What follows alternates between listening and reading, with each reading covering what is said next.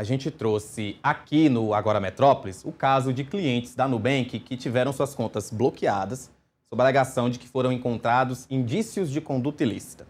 Em todos esses casos, foi preciso uma decisão judicial para que as pessoas recuperassem o próprio dinheiro. Ou seja, imagina o desespero dessas pessoas, né? Bom, não vai ser mais preciso imaginar. A colunista Gabriela Furquim, da coluna Dinheiro e Negócios, está ao vivo comigo para conversar com a jornalista Lisete Garcia, que foi uma das clientes que teve de lidar com esse drama muito sério. Boa tarde, Gabriela. Por favor, fique à vontade agora no Agora, para conversar com a Lisete. Boa tarde, Rafa. Boa tarde para todo mundo. Bom, eu vim aqui a primeira vez que a gente tinha várias decisões judiciais envolvendo empresas e grandes casos, né? Que as pessoas acionaram a justiça para conseguir dinheiro. Em um dos casos, R$2 milhões que foram bloqueados. E desde a primeira matéria, muitas pessoas começaram a contar suas próprias histórias envolvendo bloqueios do Nubank. Em muitos casos, que por conta ali da dificuldade de procurar um advogado, a dificuldade de saber, a dificuldade de falar com o próprio Nubank, os casos não foram parar na justiça. E é o caso da Lisete, que vai conversar com a gente hoje, que tinha acabado de chegar no Brasil, era o salário dela, foi bloqueado e até hoje o dinheiro está lá. A Lisete já está aí? Ela está ouvindo a gente? Estou aqui, sim. Oi, Lisete. Obrigada, viu, por conversar com a gente hoje, contar um pouquinho da sua história. Porque é isso, né? Eu tinha acesso aos processos judiciais que eram grandes valores, grandes empresas que mobilizaram ali o judiciário, mas também tem histórias como a sua, né? Queria que você contasse um pouquinho pra gente. Foi um momento muito desconfortável.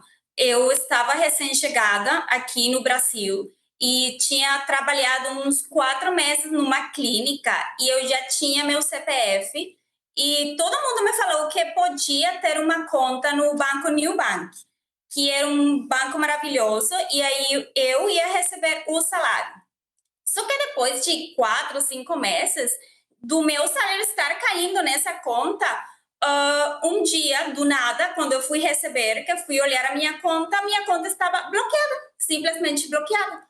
Quando eu entrei em contato com as pessoas que têm a ver com o suporte do Nubank, eles falaram para mim que minha conta tinha movimentação suspeita e que meu dinheiro ia ser bloqueado ou estava bloqueado e que só ia ser devolvido em 30 dias. Só que imagina, era o meu salário, um salário R$1.400, a gente é imigrante, simplesmente a gente ficou louca e nunca mais. O dinheiro ficou lá e a gente só teve que pedir emprestado para conseguir viver esse mês. O desespero, né, Lisete? Você tinha chegado há 4 meses, é isso? Sim, 4 meses. E aí você apenas 4. Como é que você conseguiu falar com eles? Foi pelo aplicativo? Foi pelo telefone? Primeiro eu enviei um e-mail e eles me retornaram, só que eu não gostei do retorno dele, porque a gente gosta de falar, ou seja, mais direito, né? E eu acho que os e-mails ficam como, tipo assim, uma parede para o cliente. Aí eu consegui um telefone, liguei pelo telefone, mas o retorno, a resposta sempre foi a mesma. Olha, o seu dinheiro tem uma movimentação suspeita e não temos o que fazer. De fato, até hoje, eu não consigo nem sequer acessar o Nubank, porque é como se o meu CPF ele estivesse bloqueado. Eu não tenho mais acesso a esse banco. E como é que você fez, hein, Lisete? Teve que pedir emprestado? Você já conhecia outras pessoas aqui? Deu tempo? Não. Aí a gente pediu emprestado a uns amigos que a gente tem lá nos Estados Unidos. Nossa. E eles enviaram para nós dinheiro, porque eu tinha que pagar, imagina, todas as contas, aluguel, e foi assim como a gente resolveu. Mas só isso, ou seja, o banco, como vocês falam, nem aí para o que o povo vive, o que o povo sente, o desespero do povo e assim, contas, faturas não param, nem também se importam. E isso já faz 2 anos, né, Lisete, que você me contou? Faz 2 anos, e mais de 2 anos. Desde então, nenhum contato, nada? Não, porque também uma coisa, a gente não sabe como é que funciona na real o sistema. A gente não conhece recém-chegado, ninguém sabe que tem um jeito, que tem direito de consumidor, que tu pode entrar na justiça com uma ação. Então, a gente só deixa, fica triste e é tipo assim, vai para frente porque não tem nada mais o que fazer.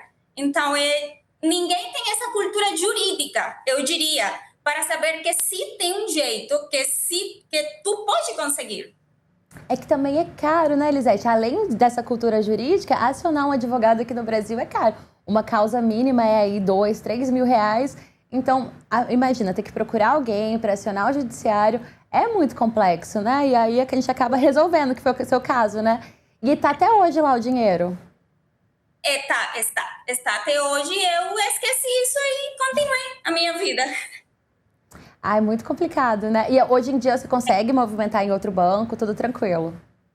Eu consigo movimentar, de fato, eu estou com o Banco Santander e eu nunca tive problema nenhum com esse banco. Meu salário está ali, todas as minhas movimentações estão ali e nunca ninguém falou para mim, olha, a sua movimentação suspeita também. Uma coisa que vocês falaram muito, os bancos têm como saber o dinheiro está saindo de um CNPJ, que era o meu caso, porque o Pix ele vinha de um CNPJ, não era um Pix aleatório. Então, nunca entendi como é que eles bloquearam isso, se eles estão sabendo que esse aí é um CNPJ e era um Pix que era sistemático também, não era um Pix que, caiu do céu. E eles chegaram a te pedir algum documento, alguma comprovação ou nada? Nada. Eles não falam nada. Eu sinto como que a gente fica muito assim, tu não tem um conforto, tu não tem um suporte, alguma coisa. Simplesmente eles não falam nada. Não pode ser, terminou, fim da história. Elisete, Rafael Campos, apresentador do programa, é que me causou uma dúvida também, queria perguntar para você. Você em algum momento sentiu medo? Porque você, como deixou claro, você era imigrante, tinha acabado de chegar ao país e do nada uma instituição financeira diz que há indícios de comportamento ilícito em um dinheiro que você sabe que era lícito, vinha do seu trabalho. Você chegou a ficar com medo de ter algum problema com a justiça? Não, eu não fiquei com medo de ter problema com a justiça porque eu sabia que o meu dinheiro não era ilícito. Só que a gente fica com medo de não ter como conseguir outra conta em outro banco, porque se aquele banco, que é a tua primeira experiência, já está fazendo isso contigo, imagina como é que a gente fica.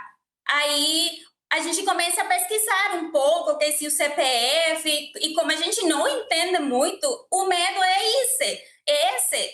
Mas será que eu vou conseguir em outro banco fazer uma conta se eles já estão me dizendo que o meu dinheiro é ilícito? Então, esse é o medo, e o medo de não ter ninguém para nos informar melhor o que está acontecendo. E Elisete, a gente até conversei com o Rafael aqui quando a gente trouxe as primeiras histórias, que é isso, como o Nubank alegou para você que tinha indícios, né, que tinha identificado movimentações suspeitas, os bancos podem sim bloquear quando identificam alguma movimentação anormal. Mas a legislação determina que o prazo desse bloqueio é de 72 horas. Depois desse período, o banco tem que informar a pessoa, justificar. Caso realmente identifique uma transação ou alguma movimentação suspeita, notificar os órgãos de investigação e o próprio Banco Central e dar uma solução. No seu caso, 2 anos, né, mais de 2 anos, nenhuma satisfação. E, além disso, o banco tem que informar antes da medida de bloqueio, ele tem que informar que identificou, e pode pedir documentação, pode pedir informações.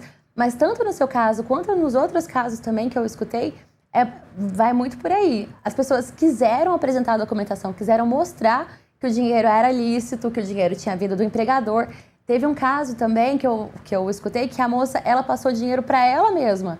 Ela transferiu o dinheiro, ela tinha o Nubank ali, que era só o cartão de crédito.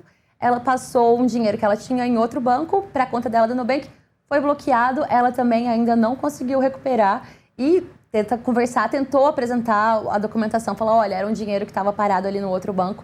Mas é isso, não tem nenhum aviso anterior, nem esse momento de você poder tentar se explicar, nenhuma explicação ou alguma medida posterior aí desse período, né, como foi com você. Sim. Eles não explicam nada, realmente. Se alguém em algum momento falou ou disse do banco que eles explicam, eles não explicam. Eles só falam isso. A sua conta está bloqueada por movimentação suspeita.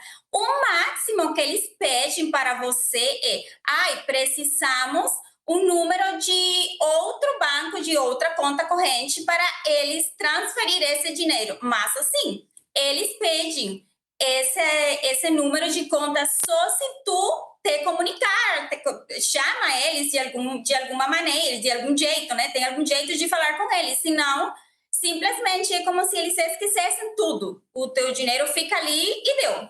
Não tem nada mais o que fazer. Bom, Elisete, muito obrigada por compartilhar nessa história difícil, né? Eu imagino o tamanho do perrengue, você tinha acabado de chegar aqui conhecendo o país, conhecendo, né? Se situando, ter que passar por uma situação como essa de ficar sem dinheiro para tudo, né? Para pagar ali conta, para comprar comida. Eu imagino que é uma situação muito dura mesmo, assim. Obrigada por compartilhar com a gente. Eu agradeço muito. Você tem mais alguma pergunta, Rafa? Não, mas eu quero conversar com você. Da próxima ainda quero ter você um pouquinho comigo. Elisete, muito obrigado. Obrigada, Elisete. Eu que agradeço. Gabriela, que eu quero aproveitar porque